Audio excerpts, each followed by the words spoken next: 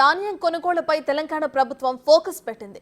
సన్నవడ్లకు క్వింటాకు 500 రూపాయల బోనస్ ఇచ్చేందుకు సిద్ధమవుతోంది ప్రభుత్వం.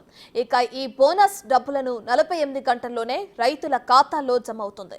రైతులను మోసం చేసే వారిపై కఠిన చర్యలు తీసుకుంటామని సీఎం రేవంత్ స్పష్టం చేశారు. సన్నాల పేరిట జరిగే గోల్మాల్ను కట్టడి చేయాలని జిల్లా కలెక్టర్లు, ఎస్పీలకు సీఎం రేవంత్ రెడ్డి స్పష్టం చేశారు.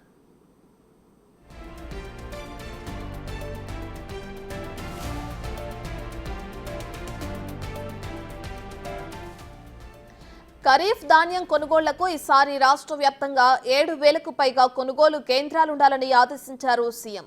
ఇప్పటికే గుర్తించిన కేంద్రాలు కాకుండా అవసరమైన చోట కొత్త కేంద్రాలు ఏర్పాటు చేయాలని తెలిపారు సీఎం రేవంత్ రెడ్డి. గతంలో ఎన్నడూ లేని విధంగా రికార్డు స్థాయిలో 140 లక్షల మెట్రిక్ టన్నుల ధాన్యం దిగుబడి వస్తుందనే అంచనాలు ఉన్నాయని సీఎం రేవంత్ రెడ్డి అన్నారు.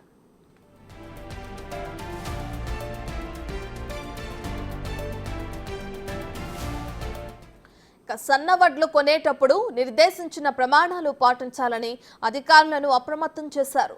సన్న రకాలను ధృవీకరించే యంత్రాలు, సిబ్బందిని అన్ని కేంద్రాల్లో అందుబాటులో ఉంచాలని సీఎం రేవంత్ రెడ్డి స్పష్టం చేశారు.